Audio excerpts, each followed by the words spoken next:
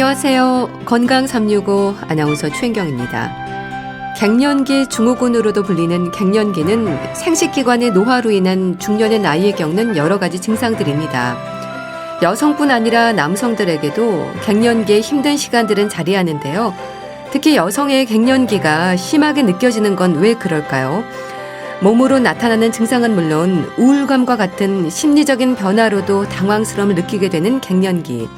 정도의 차이는 있지만 누구나 겪게 되는 부담스러운 시간들을 어떻게 다스려야 할지 오늘은 갱년기에 대해서 알아봅니다. 건강 365 럼블피쉬의 으라차차 듣고 시작하겠습니다. 가만히 있어도 땀이 흐르는 요즘인데요. 갱년기를 겪는 분들 중에 유독 땀으로 고생하는 분들도 많습니다. 갱년기로 인해서 땀이 많아졌다는 말도 하고요. 땀으로 인한 불편에서도 줄줄 쉴 새 없이 흐른다는 말을 합니다. 갱년기에 찾아오는 몸의 변화, 호르몬의 변화가 주는 우리 몸에 달라지는 부분들을 잘 이해해야 하지 않을까 싶은데요. 경희대 한방병원 황덕상 교수와 함께합니다. 교수님 안녕하세요. 네, 안녕하세요. 갱년기라서 그런지 유난히 땀이 많아졌다는 분들이 있습니다. 진료실에서도 많이 만나시죠? 네, 물론 이제 요즘 날씨가 덥다 보니까 흘리는 땀 말고, 그거가 좀 양상이 좀 다르게, 좀 얼굴 쪽에 땀이 이제 줄줄줄 흐르시고, 어떻게 보면 이제 여성분 심한 경우는 얼굴에 화장도 지워진다고 얘기를 하고, 네. 그런 게 단순히 땀만 나는 게 아니라 이제 안면 홍조라 그래서 위로 열이 확 나면서, 오히려 뭔가 이렇게 혼자서 이제 땀을 흘리고 있으니까 다른 사람들은 에어컨이 켜져 있거나 해서 기온이 낮은 상태로도 땀을 흘리는 분들이 있어서, 대인관계에서 자신감도 잃어버리게 되면서 이게 뭔가 하면서 오시는 분들도 계십니다. 네. 땀도 나고 얼굴도 달아오르고 땀으로 불편을 겪는 분들은 밤낮을 가리지 않던데요. 날씨로 인한 땀과는 좀 다르게 이해해야 하는 걸까요? 그렇죠. 아무래도 우리가 날씨에 따라서 흘리는 땀은 우리 몸에서 이제 체온을 유지를 하기 위해서 따오는 땀이 되죠. 네. 그렇기 때문에 분명히 이제 날씨가 많이 덥거나 아니면은 매운 것을 먹거나 어떤 몸에서 이제 중심 체온이 올라갔을 때 그런 온도를 맞춰주기 위해서 나는 땀이 있는 거고, 그리고 이제 그런 땀들은 우리 몸에서 이제 전신에 이제 골고루 이제 그런 땀샘들이 분포돼 있어서 겨드랑이라든지 또는 접히는 부분이라든지 등이라든지 여러 부분들에서 이렇게 코라든지 얼굴이라든지 여러 가지 날 수도 있지만, 그렇지만 이런 것과 다르게 이제 갱년기 때문에 땀이 나시는 분들은 주로 이제 얼굴 부분이나 또는 이제 가슴 위쪽이라든지 이런 쪽에 나시고, 또 우리 이제 갱년기 상열감이 오는 것들이 낮에 활동하는 시간이 아니라 밤에 주무시다가도 갑자기 이제 땀이 확 나면서 이제 열이 나면서 이제 땀이 나고, 그것 때문에 또 식으면서 또 몸이 좀 추워지고 하는 쪽으로 반복되면서 잠을 깨시는 분들도 있어서 네. 기본적인 이제 온도를 맞추기 위한 그런 땀과는 좀 차별이 있습니다. 네. 땀이 흐르는 부위도 좀 다르던데요. 어떤 분들은 얼굴로 집중된다는 말도 하고요. 또 뒷목으로 흐른다는 분도 있고, 옆구리, 다리, 특정 부위로 땀이 많아진다고 하는데 그렇습니까? 네, 이런 것은 특별히 정해져 있는 것 같지는 않은데, 기본적으로 이제 가장 많이 나는 게 얼굴 쪽이나 이제 가슴 쪽, 특히 이제 우리가 갱년기 증상으로 나타나는 그 열이 난다고 할 때는 이제 상열감, 안면 홍조 이렇게 표현하듯이 전신적으로 온몸에서 다 열이 나거나 겨드랑이에서 열이 나거나 이러는 게 아니라 주로 이제 얼굴, 가슴, 명치 위쪽으로 좀 열이 나게 되고, 그 열이 나는 부분에서 이제 식은땀처럼 이제 좀 땀이 나는 거거든요. 네. 근데 우리가 흔하게 다한증이나 이런 것들이 있을 때는 손바닥이나 발바닥이 좀 많이 난다든지, 또는 겨드랑이 다한증 이런 것들이 좀 많이 나타나고, 또는 일반적으로 이제 안면에서 땀이 많이 나는 경우는 매운 음식이나 또 아니면 감정적으로 뭔가 이제 좀 변화가 있을 때 얼굴에 나는데, 그런 원인이 없을 때에도 이제 갱년기에는 좀 얼굴 쪽에 땀이 좀 많이 나는 경향이 있습니다. 네. 그런데 또 그러다가도 금방 땀이 사라지면서 걸칠 옷가지를 찾기도 하던데요. 이렇게 덥다가 춥다가 이런 변화들이 자연스러운 건가요? 자연스럽기보다는 어떤 갱년기 증상의 이제 특징이라고도 볼 수도 있는데요. 네.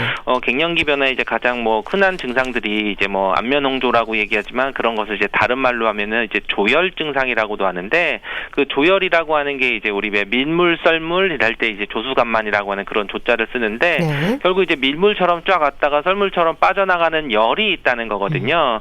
결국은 내 몸에서 이제 열이 올라오면은 이제 계속 이제 한동안 열이 있는 게 아니라 금방 열이 훅 올라왔다 올라갔다가 또 훅 빠져나가면서 온몸이 좀 추위도 느끼고 오싹하게 되면서 뭐 체온도 좀 떨어지게 되고 또 오히려 이제 위로는 열이 나지만 또 이제 손발이나 뭐 손끝 발끝은 좀 시리고 아픈 네. 것처럼 이제 수족냉증이 동반되는데 네. 결국은 이런 것처럼 우리 몸에서 기본적으로 몸이 튼튼해서 열과 불을 좀 잘 조절해서 균형이 있는 것이 아니라 한쪽으로 몰렸다가 한쪽으로 쏟아지기 때문에 금방 열이 나고 식은땀을 흘리면은 바로 몸은 차가워져서 오히려 뭐 겨울철 같은 경우에는 이제 뭐 상열감으로 뭐 창문을 살짝만 열어놨는데 뭐 감기가 또 걸리고 그것 때문에 또 몸의 컨디션이 더 나빠지고 하는 악순환처럼 기본적으로 이런 갱년기라고 하는 것은 우리 몸에서 어떤 이런 열을 조절하는 능력 또는 땀을 조절하는 능력이 기능이 떨어져 있는 걸로 볼 수도 있습니다. 네. 갱년기라고 하면 그렇게 시도 때도 없이 흐르는 땀이나 우울감을 일단 떠올리게 되는데요. 갱년기에 대한 이해랄까요? 전신으로 변화가 오지 않나요? 그렇죠. 이제 가장 흔하게 변화가 오는 것들이 뭐 우리 몸에서 이제 폐경이 됐다, 뭐 생리가 이제 불규칙해진다든지 뭐 이제 더 이상 안 한다든지 이런 것이 이제 가장 많이 나타날 수도 있고요. 그러면서 이제 안면 홍조나 뭐 위로 열이 나는 것들도 많이 좀 나타날 수도 있고 이런 것들을 이제 한마디로 얘기하면 이제 혈관 운동성 증상이라고 하는데 바로 이제 우리가 혈관이 운동이 예전처럼 잘 되는 게 아니라 뭔가 뻣뻣해지고 자꾸 굳는 상태가 되는 거거든요. 네.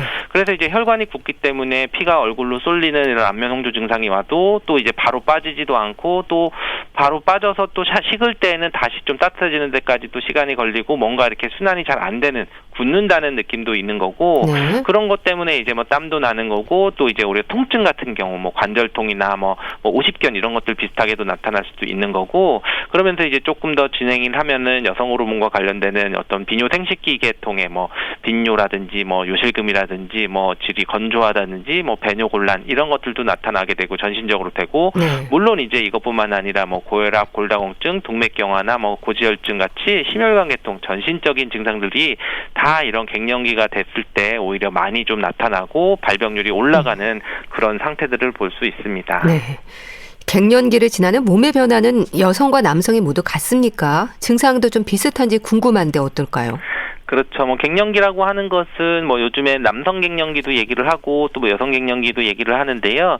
결국은 이제 남성과 여성이 똑같이 나이가 점점 들면서 호르몬 변화, 남자는 남성 호르몬이 줄어드는 거고 여자는 여성 호르몬이 줄어드는 건데요.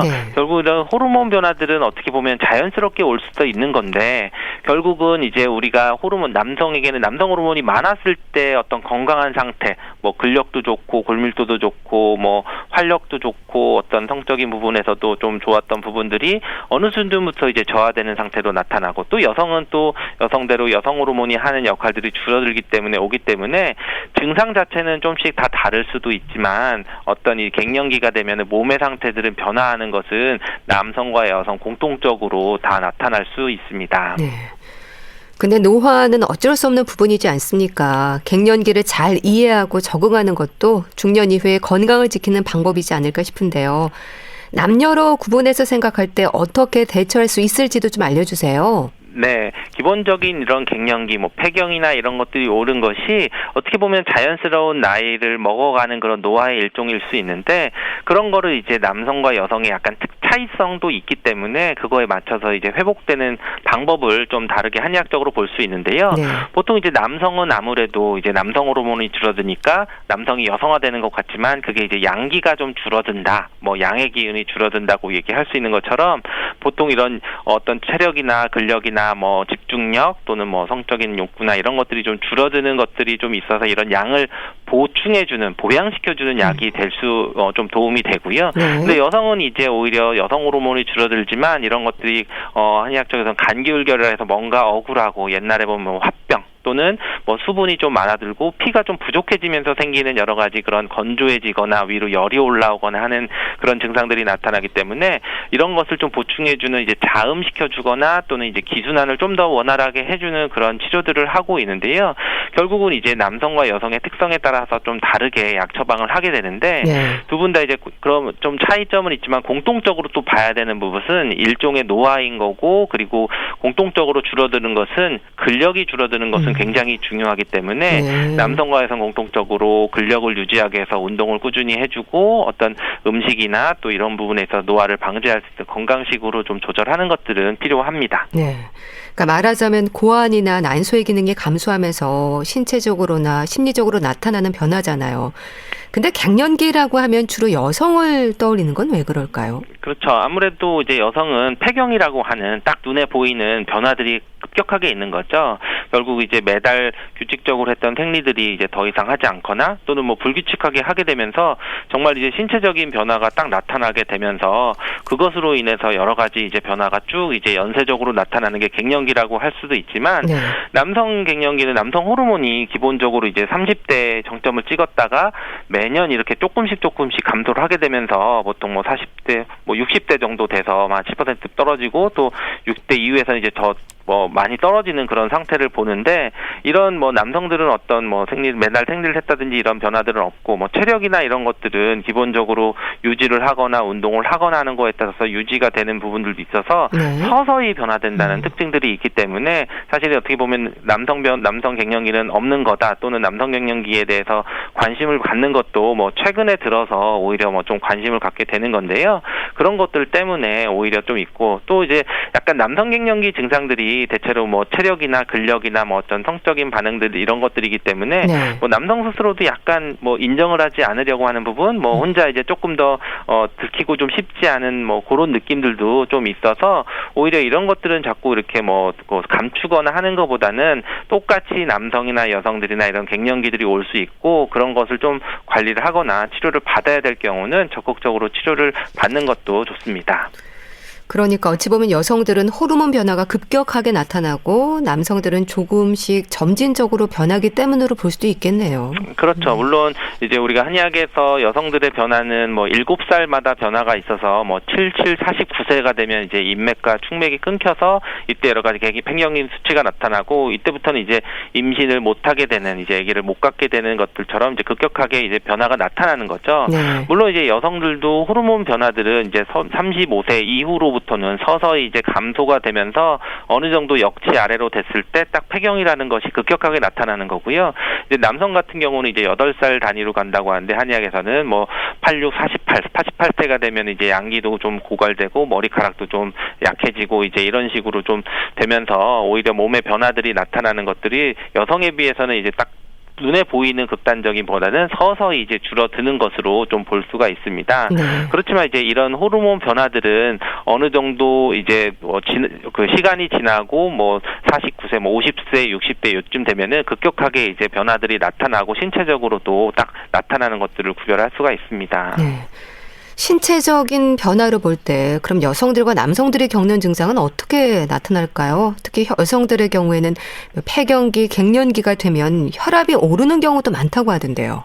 그렇죠. 이제 우리가 갱년기 증상들 남성도 그렇지만 여성도 그렇고 어떻게 보면 이제 장기적으로 보면 이제 고혈압, 당뇨, 고지혈증 이런 대사질환이라고 하는 것들의 위험성들이 더 올라가는데요.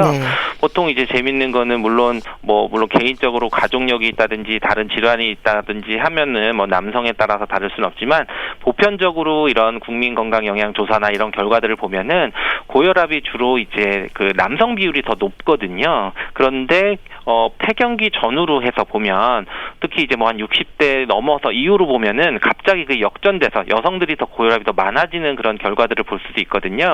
그렇기 때문에 이제 그러면은 그때 뭐가 바뀌느냐고 하면은 어떤 폐경기부터 와서 좀 폐경의 지연형 반응이라고 이제 좀 지연돼서 나타나는 것들이 고혈압이라고 볼 수 있는데요. 결국은 이제 우리 남성과 여성의 차이에 있어서 기본적으로 젊은 나이 폐경이 되기 전에는 남성보다도 여성들에게 이런 대사질환 이런 발병률이 좀 낮고 그렇지만 폐경 이후에 급격하게 이런 대사질환들이 올라가고 또 이런 고혈압에 의해서 생기는 그런 합병증 심장질환이라든지 다른 여러 가지 문제들이 폐경 이후에 여성들에게 더 위험성이 높아지는 것을 좀 볼 수 있습니다. 또 관절 건강에도 문제가 될 수 있다고 하던데 어떤 의미일까요? 네, 아무래도 뭐 퇴행성 관절을 얘기를 할 수도 있지만 이제 가장 이제 갱년기와 관련돼서는 골다공증을 좀 볼 수 있는데요. 네. 특히 이제 뭐 물론 남성들이 기본적으로 뭐 근육량도 좋고 골밀도도 더 높아서 물론 될 수도 있지만 보통 이런 골다공증으로 인해서 생기는 그런 유병률을 보거나 하면은 당연히 이제 폐경기 이후에는 여성들이 훨씬 더 높아지게 되고, 그리고 또 이제 골절률이 골다공증뿐만 아니라 더 심각한 문제는 고령자에 있어서 두드러지는 그런 골절의 발생률이 여성에게 더 많이 나타나고, 그리고 특히 이제 골절 중에서도 고관절에 있는 골절 발생률이 어떻게 보면 이제 사망률이나 뭐 삶의 생존율이나 이런 것들도 좀 영향이 많은데요. 네. 이런 것도 이제 그 폐경 이후에 보면은 고령으로 갈 때는 여성들이 남성보다 한 2배 정도 더 많이 발생하는 것으로 보일 수 있어서 어떤 이제 퇴행성 관절염뿐만 아니라 골다공증의 위험성도 폐경과 관련돼서 여성이 좀 더 영향을 많이 받고 좀 더 주의를 해서 관리를 해야 되는 그런 질병이 됩니다. 네. 그런 만큼 골다공증 예방을 위해서 골밀도를 점검하는 것도 중요할 텐데요. 검진상 수치가 아니더라도 우리가 생활에서 확인할 수 있는 부분은 혹시 없을까요? 다리에 좀 힘이 없어진다는 말도 하거든요. 그렇죠. 뭐 일단은 골다공증 자체는 사실은 어떤 특정 증상이나 이런 게 좀 나타나지는 않을 수도 있거든요. 네. 물론 뭐 골다공증 때문에 통증이 좀 심해진다고 할 수 있을 정도로 뭐 이렇게 할 수 있지만, 그래서 기본적인 골다공증을 이제 확인하는 거는 한 폐경기 50대 전후로는 꼭 이제 뭐 골밀도를 좀 측정하거나 뭐 엑스레이를 찍는다든지 하면은 골밀도를 확인하는 것이 필요한데, 만약에 이제 이런 것들이 조금 더디거나 또 못할 때에는 기본적으로 이제 골밀도와 관련 있는 골다공증과 관련 있는 그런 증상들이 있는데요. 뭐 해외 연구에 따르면은 우리가 잇몸병이 자꾸 잇몸 조직이 약해지고 잇몸병이 발생한다고 할 때 골밀도가 좀 감소하는 증상이라도 볼 수도 있고요. 네. 또 어떤 연구에서는 이렇게 우리 손에 물건을 쥐는 악력이 좀 약해졌을 때 오히려 골다공증이 좀 더 잘 나타나고 골절도 잘 발생한다고 얘기를 하거든요. 그러니까 뭐 병뚜껑을 따는데 잘 땄었는데 갑자기 이게 잘 안 따지거나 손에 힘이 안 들어간다고 하면은 네. 한번 좀 검사를 해봐야 되는 건가 이런 것들도 있고, 그리고 이제 갑자기 키가 좀 많이 줄어드는 경우도 키를 똑같이 쟀는데 뭐 이렇게 키가 좀 줄어든 거 할 때도 오히려 이제 물론 이제 자세가 나빠졌을 수 있지만 어떤 골밀도가 좀 나빠지면서 이제 그렇게 될 수도 있고요. 물론 이제 이거 외에도 뭐 기본적으로 당뇨나 뭐 고지혈증이나 이런 대사 증상이 있으면은 네. 꼭 이런 폐경기 전후로 해서 이런 관련 검사를 꼭 하시는 것이 필요합니다. 네.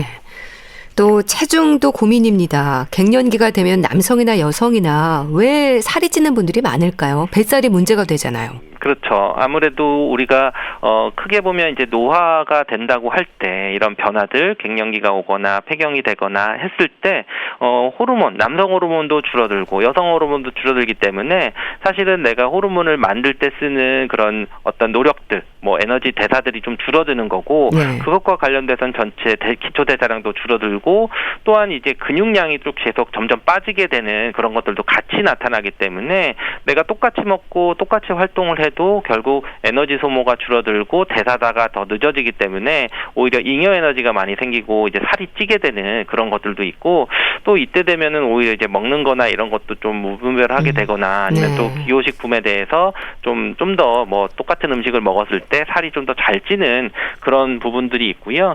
거기에서 이제 뱃살이 좀 찐다는 거는 문제되는 게 이제 내장 비만이라고 해서 오히려 이제 다른 팔다리는 근육들이 빠지면서 근력들이 빠지면서 가늘어지는데 배만 이제 볼록해지는 그런 뱃살이 많이 늘어나는 그런 것들이 내장 비만이 있고, 그런 경우에는 이런 대사 질환과 굉장히 그런 위험성들의 밀접한 관련이 있기 때문에 네. 더 문제가 되는 그런 비만이 될 수 있습니다. 네. 이런 갱년기의 여러 증상들에 대해서 말씀 주셨는데요. 한의학에서는 이걸 어떻게 다스릴까도 궁금합니다. 뭐 신허라는 표현을 하던데요. 그렇죠. 우리가 보통 한의학에서 변증을 할 때 약을 쓸 때 뭐 어떤 신어라고 하는 변증을 내리기도 하는데요. 결국 이제 신기능, 우리 몸에서 뭐 체력이나 면역력, 어떤 뭐 정력이라고 얘기를 할 수 있는 그런 신기능이 좀 부족해지는 것들이 이런 갱년기에 많이 나타난다고도 볼 수 있습니다. 네. 근데 이제 이런 거 관점에서는 약간 그런 중의학적인 관점 또는 뭐 호르몬 관련돼서 이제 유사한 관점으로 이제 해석하는 쪽으로 해서 보는데, 이럴 때는 이제 뭐 신은 기능을 보충을 해주는 그런 처방들이 또 있거든요. 뭐 육미지향이나 이런 것들을 좀 이제 보충을 해주거나 또는 양기가 떨어져서 이제 남성 같은 경우는 뭐 허리를 뭐 강화하게 해주는 이런 신약을 좀 넣어주는 그런 약들을 쓸 수가 있는데 또 이제 여성의 관점에서는 약간 이제 신허보다는 간기울결 쪽으로 해서 우리가 뭐 화병같이 뭔가 이제 열이 쌓이고 순환이 되지 않는 부분들을 좀 개선하는 간기울결을 풀어주는 뭐 가미소요산이나 이런 약 처방을 썼는데요. 네. 결국 이제 단순히 이제 한 가지 변증보다는 내가 나타나는 증상에 따라서 뭐 신어 증상을 좀 보충을 하거나 또는 간기울결을 좀 풀어주거나 아니면은 정말 비위계통이나 이런 분들이 만약에 체력들이 많이 떨어지는 것들을 보충을 해주는 것처럼 변증을 통해서 약 처방을 하고 그 증상에 맞춰서 개선하는 치료를 하고 있습니다. 네. 그 치료는 체질에 따라서 달라지나요? 네, 체질에 따라서도 조금 달라질 수 있는데요. 결국 이런 갱년기가 우리 물과 불의 불균형이라고 해서 물이 부족한 상태에서 열이 올라오고 있는데 결국 이제 우리 체질이라고 하면 사상 체질로 볼 수 있는데 이 사상 체질에 따라서 오히려 기운도 좀 다르고 물이나 불에 대해서 반응하는 것이 좀 다르다고 볼 수 있는데요. 네. 예를 들면 우리가 뭐 인삼이라는 한약재가 있고 흔히 알고 있는 또는 뭐 숙지향이라고 하는 우리 수분을 좀 보충해주는 약이 있고 또는 연자육이라고 하는 그런 약재가 있는데요. 결국 우리가 소음인에 해당하면은 오히려 기운이 부족하고 창고가 부족하고 곡식이 부족해서 오히려 기력이 딸리는 것 때문에 여러 가지 문제가 갱년기 증상이 나타날 수 있는 소음인이기 때문에 이럴 때는 인삼 같은 것 또는 뭐 백소 같은 이런 것들이 썼을 때 좀 좋은 게 소음인에 해당이 될 수 있고 오히려 소양인 같으면 이제 숙지형이라고 하는 것은 오히려 수분에 대항하는 거 물에 해당하는 신기능을 보충을 해주는 것들이기 때문에 이런 수분을 채워주는 효과가 있는 약재를 쓰는 게 소양인이 될 수 있는 거고 또는 태음인 같은 경우는 이런 것들이 뭐 기운도 있고 수분도 많은데 뭔가 자꾸 돌지 않고 노폐물이 쌓이는 거기 때문에 이런 거를 정화시켜주는 것이 연자육이라고 하는데 연자육이 연꽃의 씨앗이거든요. 결국 이제 어떻게 보면 뭐 연못같이 좀 지저분한 곳에서 맑게 꽃을 피우는 정화하는 능력이 있는 이런 것들처럼 뭔가 순환을 시켜주는 게 더 태음인들에게는 더 중요한 그런 치료 방법이라고 해서 물론 이걸로 해서 다 설명할 수는 없지만 이런 식으로 체질에 따라서 조금 조절을 하는 경우가 있습니다. 네. 참 갱년기를 지나는 분들 뭐 심리적인 변화로도 많이 힘들어하시기도 할 것 같은데요. 또 가족들도 적응이 안 되기도 하지 않습니까? 서로 어떻게 이해하면 될까요? 네, 아무래도 이런 갑자기 어느 날부터 갱년기가 된 엄마가 뭐 짜증을 내거나 화를 내거나 또는 뭐 갑자기 이제 남편분이 무기력해졌거나 이런 것들인데 결국 이런 것들에 대한 것이 오는 게 상실감일 수도 있는 거고 가족들이 그것을 이해를 해주고 이것도 잘 지나가면 되는 한 과정이라고 생각을 해주면 되고 서로 인정을 해주고 서로 이것은 지나갈 수 있는 협력을 해주는 것이 굉장히 중요한 그런 시기가 됩니다. 네, 그러니까 좀 예민해지기도 하고 수면 장애로 악순환을 겪기도 할 텐데요.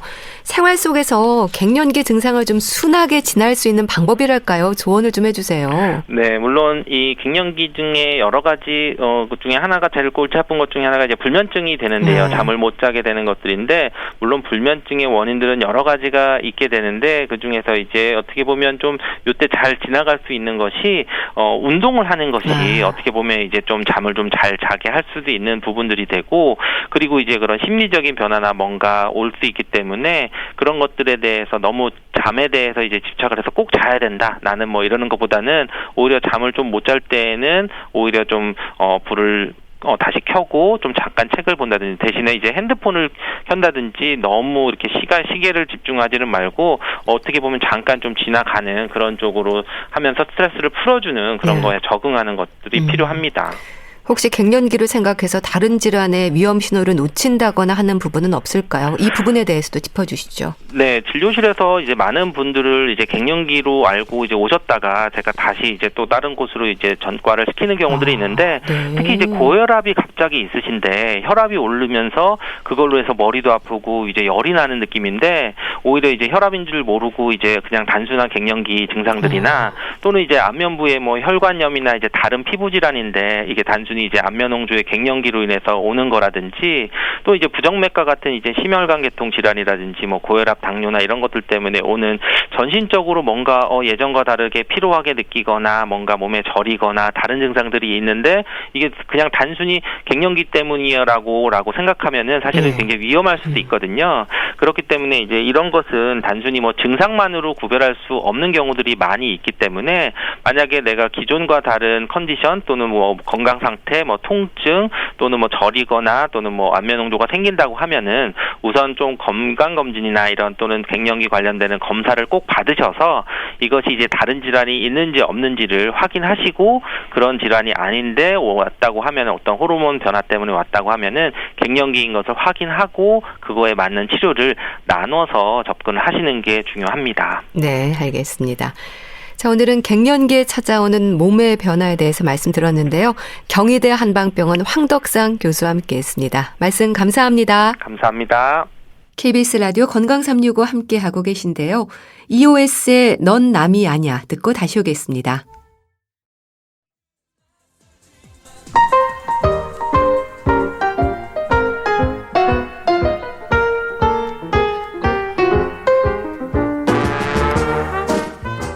건강한 하루의 시작.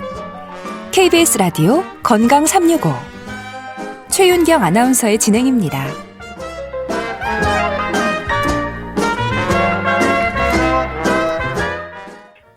KBS 라디오 건강365 함께하고 계십니다.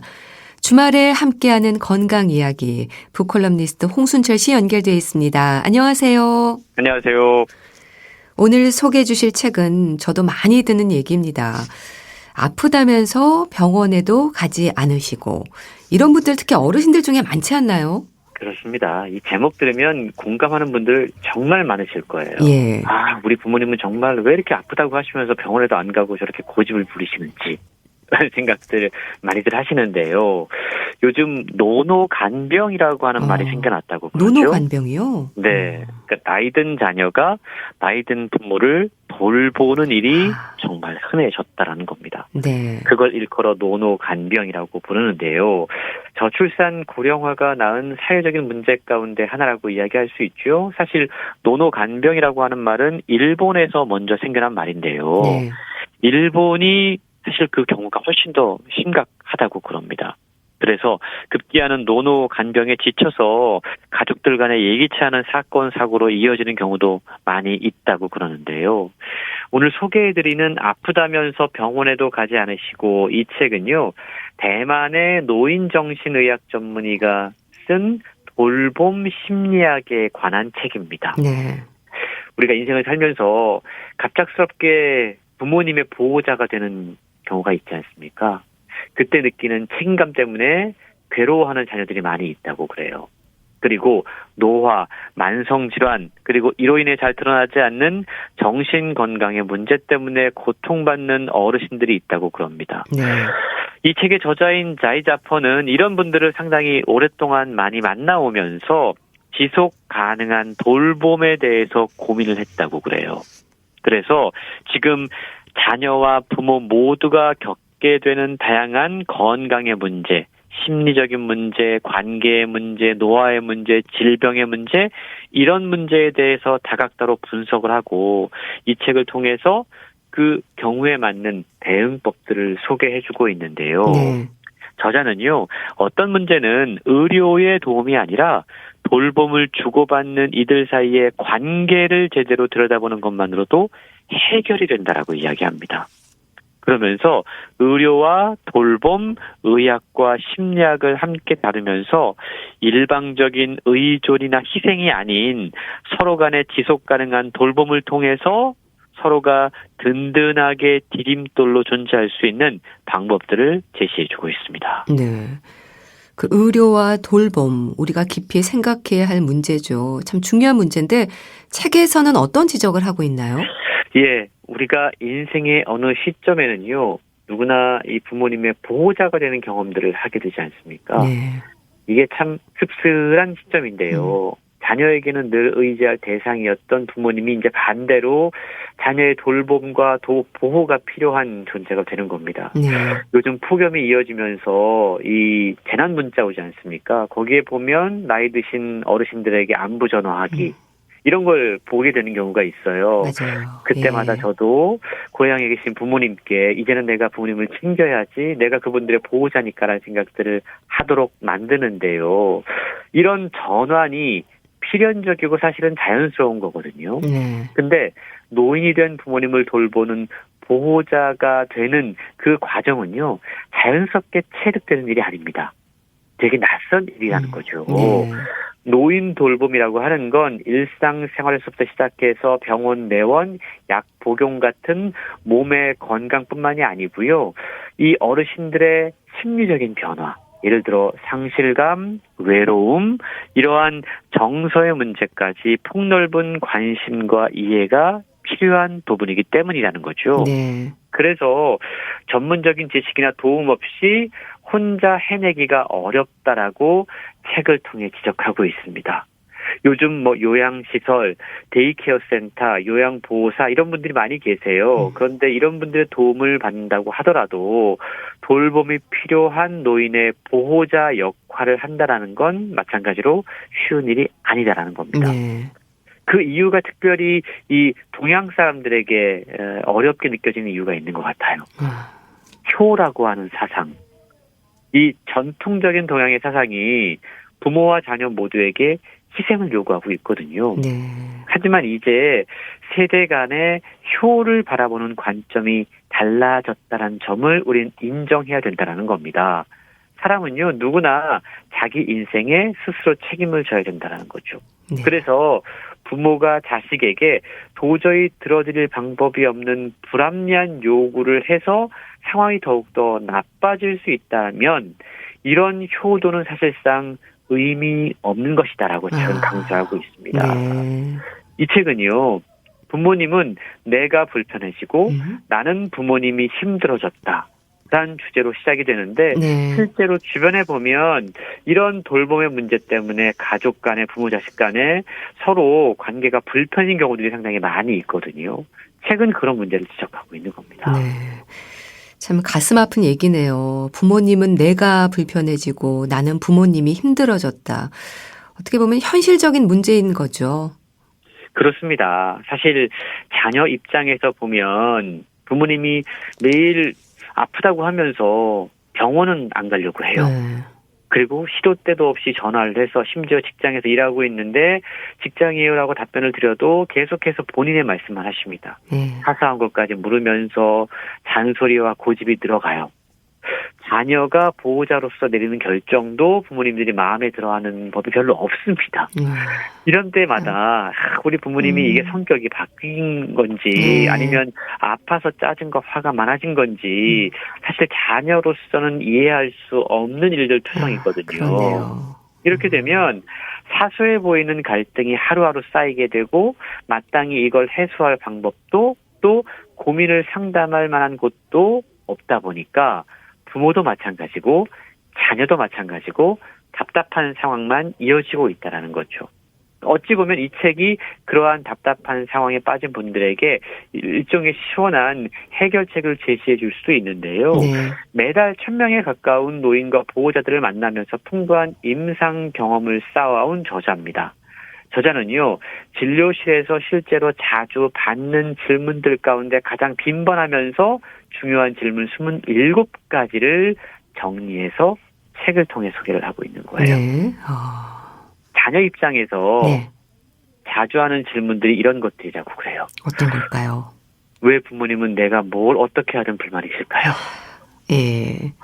허구한 날 더 살기 싫다라고 말씀하시는 부모님을 어떻게 해야 될까요? 네. 나이 들면 나 때는 말이야 라고 소리를 자주 하시는데 어떻게 해야 될까요? 라는 질문들입니다. 그에 반해 부모 입장에서 이 저자를 찾아와서 자주 하는 질문들은 이런 것들이에요. 새벽부터 깨고 잠도 거의 못 자는데 이거 불면증입니까? 또는 갑자기 만사가 귀찮아지고 시들시들해졌는데 이거 우울증입니까? 그리고 반려동물을 키우면 좀 덜 외롭다고 하는데 제가 반려동물을 키워도 될까요? 네. 이런 질문들을 하고 계시다고 그래요. 그러니까 자녀가 갖고 있는 고민들 네. 그리고 부모들이 갖고 있는 고민들을 책을 통해서 한꺼번에 만나볼 수 있다라는 거죠. 참 그렇겠어요. 공감되는 부분입니다. 더군다나 진료실에서 직접 많은 환자와 보호자를 만나는 분이시니까 더 깊은 공감을 하시겠네요. 그렇습니다. 특히 이 어르신들 가운데 나이 들면서 짜증이나 화가 많아지는 분들 있지 않습니까? 예. 실제로 그런 고민들을 책에 소개를 많이 하고 있는데요. 선생님, 요즘 아버지 돌보는 일이 점점 힘들어져서요. 뭘 어떻게 해드려도 화를 내세요. 아버지 돌보려고 하루가 멀다 하고 휴가 내고 그러면서 풀타임 직장은 찾을 엄두도 못 내면서 살고 있는데 이렇게 해도 계속해서 불만이니까 스트레스가 이만저만이 아닙니다. 네. 라는 질문을 하는 분의 사례가 소개가 되는데요. 실제로 저자의 진료실을 찾는 분들 가운데 부모님 건강 문제로 내원을 했지만 보호자로서 느끼는 책임감 그리고 자기의 삶의 균형이 무너져서 괴로움을 토로하는 자녀들이 훨씬 더 많이 있다고 그럽니다. 아, 그렇군요. 이게 왜냐하면 아직까지 이분들의 머릿속에는 자신보다 부모가 우선인 거예요. 희생적인 돌봄이 지극한 효라는 생각이 이들을 괴롭히고 있다라고 저자는 지적하고 있는데요. 네. 당연히 이런 생각은요. 돌봄이 필요한 사람에게도 또 돌봄을 행하는 사람에게도 만족스러운 결과를 가져다 주지 못한다고 그럽니다. 그렇겠네요. 그러니까 서로 이런 생각을 하고 있으면 이 돌봄을 상호 의존적인 과정으로 인식하지 못하게 만드는 거예요. 일방적인 희생을 강요하는 겁니다. 그래서 저자는 서로 간의 지속 가능한 돌봄을 위해서는 일방적인 의존이나 희생이 아닌 상호 인정과 존중이 필요하다라고 강조를 하고 있습니다. 네. 돌봄이라고 하는 건 상호적인 과정을 함께 할 수 있는 서로가 만족할 만한 합의가 필요하기 때문에 아무리 부모와 자녀 사이라고 하더라도 네. 서로에게 희생만 강요하기보다 원만한 합의를 통해서 어디까지가 가능한지를 잘 미리 결정하는 것이 중요하다라고 지적하고 있습니다. 네. 그렇네요. 자녀 입장에서도 걱정되는 마음과 또 책임감이 부담일 수도 있긴 할 텐데요. 근데 또 사실 나이 들수록 돌봄이 필요한 것도 사실이고 노인들도 육체적으로나 심리적으로 약해지지 않나요? 그렇습니다. 사실은 그런 부분이 더욱더 부모와 자녀 사이의 관계를 힘들게 만드는 요인인 거죠. 네. 나이 드신 분들이 자주 하는 말 가운데 이제 내가 늙어서 아무 쓸모가 없어 라는 네. 말씀이 있습니다. 맞아요. 사실은요. 자신이 가치 없는 존재, 쓸모없는 존재가 됐다라는 생각이 들면 더 깊은 불안이 엄습해오기 마련입니다. 어르신들이 왜 이런 생각을 할까? 저자는요. 너무 단일한 가치에 의미를 부여하기 때문이다라고 지적하고 있습니다. 네. 우리는 그동안 인정 욕구에 의해서 살아왔어요. 그래서 다른 사람들이 나를 가치 있는 사람으로 평가해줘야, 다른 사람들이 좋아해줘야 내가 가치 있는 사람이다라고 생각을 하는 경우가 있습니다. 하지만 가치에는 한 가지 정의만 있는 게 아니다라는 점을 책은 강조하고 있는데요. 네. 나이가 들면 네. 그것에 맞는 새로운 가치, 새로운 역할, 새로운 무대를 찾아서 나서야 된다라는 새로운 거죠. 것들을요. 그렇습니다. 그래서 늙었다는 게 낡았다는 것은 아니다라고 강조합니다. 때로는 부모를 돌보는 자녀가 전보다 약해진 부모님을 필요 이상으로 걱정하거나 간섭하는 경우가 있습니다. 그런 경우도 있죠. 이것도 문제예요. 예. 왜냐하면 자꾸만 이렇게 하면 부모가 오히려 스스로 건강에 자신감을 잃게 됩니다. 그리고 자신이 어떤 결정을 내리는 것에 자꾸만 의심을 하게 돼요. 네. 그러니까 이게 자녀에게 의존하는 거죠. 이러면서 몸과 마음의 태화를 촉진하는 요인이 된다고 지적하고 있는데요. 그래서 걱정과 배려가 반대로 독이 될 수 있다고 지적하고 오히려. 있습니다. 예. 그러니까 이런 경우에는요. 적절한 해법을 찾으려면 부모님의 건강 상태뿐만이 아니고 지금 자신과 부모가 어떤 관계를 맺고 있는지 관계의 건강성을 돌봐야 된다고 이야기를 하고 있는데 네. 그래서 어떤 문제는 의료의 도움이 아니라 관계를 들여다보는 것만으로도 해결된다라고 하는 게 바로 이 의미일 수 있다라는 거죠. 네. 저자가 이 책을 통해서 지속적으로 반복적으로 강조하고 있는 건 부모와 자녀가 서로를 존중하고 서로 성숙한 관계를 맺을 수 있을 때 서로가 행복한 지속 가능한 돌봄이 가능해진다라는 점입니다. 네. 관계를 제대로 들여다봐라. 참 중요한 말인 것 같은데, 근데 또 나이 탓으로 돌리는 것도 한편으로는 문제인 것 같아요. 그렇습니다. 그런데 이 나이 탓 사실 할 수밖에 없는 경우들이 좀 있지 않습니까? 예. 근데 우리의 몸과 마음이 서로 연결되어 있다는 점을 저자는 지속적으로 반복해서 소개하고 있는데요. 그걸 일컬어 심신의학이라고 그러죠. 심신의학이요? 예. 그리고 원인이 잘못 진단되면 잘못된 처방을 내리기 때문에 올바른 원인 파악이 필요하다라고 강조하고 있는데요. 실제로 특히 어르신들 가운데 예. 공황장애가 있는 분들이 심장 발작으로 오해하고 진료를 받으러 오는 그런 경우 경우가 참 많습니다. 아. 심장을 검사해보면 다 정상인 거예요. 예. 그래도 그 결과를 말씀드려도 믿지 않으시는 거죠. 믿질 또 않으시는 거군요. 다른 의사를 찾아갑니다. 다른 병원을 찾아갑니다. 예. 그리고 반복적으로 응급실을 달려가서 진찰을 받죠. 여기가 아프네, 저기가 아프네, 이런 말을 달고 의원, 병원, 한의원 찾아다니면서 각양각색의 검사를 다 받으세요. 예. 그런데도 문제의 원인을 찾지 못하는 경우가 있습니다. 그때는요, 병이 없는 게 아니라 그 병의 원인이 몸이 아니라 마음에 있을 수 있다는 점을 마음의 병이요. 아. 확인해야 된다는 거죠. 네. 지금까지 노년 건강의 주된 관심사는 몸 건강, 신체 건강이었습니다. 그러다 보니까 온갖 치료법을 찾아다니고 약을 먹고 반복적으로 검사를 해요. 네. 근데 나이가 들면 만성 질환을 앓을 확률도 높아지고 신체 기능이나 뇌의 기능에 변화가 생기는 걸 막을 수가 없습니다. 이러다 보니까 노인들에게서 보이는 변화들을 자연스러운 노화로 인식을 하고 어떤 정신건강에 문제가 있는데 그 신호를 알아차리지 못하고 나이 들어서 그래 라고 네. 지나치기 쉬운 경우가 많이 있다는 겁니다. 실제로 정신의학과 진료실을 찾는 노인의 수가 급격히 적은 이유도 본인들이 그런 증상을 느끼는데 나이 들어 그렇지 뭐라고 생각하는 경우가 많이 있다는 겁니다. 네. 실제로 병원을 찾은 분들을 진단을 해보면 통증, 건망증, 불면, 의욕상실 같은 초기 우울증 증상들이 있는데 그걸 자연스러운 노화로 잘못 알고 미루다가 뒤늦게 병원을 오신 분들이 상당히 많이 있다고 그래요. 네. 그러니까 원인을 제대로 진단을 해야 되는데 그 원인을 노화 때문에 그런 거야 라고 그냥 추측해서 지나치는 경우가 많이 있다는 거죠. 그래서 최근요, 몸과 마음이 서로 연결되어 있다는 점을 반복해서 강조하고 있어요. 네. 노인 우울증은요, 환자 본인에게 정서적인 고통뿐만이 아니고 신체의 기능의 상실을 초래할 수 있다고 그럽니다. 그래서 노화를 가속화해서 원래 앓고 있던 심근경색이라든가 관상동맥질환, 중풍 이러한 만성 질환을 악화시킬 수 있다는 거죠. 네. 그러니까 마음의 문제를 빨리 캐치를 해서 빨리 병원에 가서 마음의 문제를 해결하면 다른 육체적인 질병들을 예방하거나 더 악화되는 걸 방지할 수 있다라고 최근 이야기하고 있는데요. 네. 그래서 노년일수록 마음 건강이 왜 더욱더 중요한지 그리고 그것을 유지하고 관리하기 위해서 부모는 부모대로 자녀는 자녀대로 어떤 노력들을 해야 하는지 책을 통해서 자세히 알려주고 있는 겁니다. 네.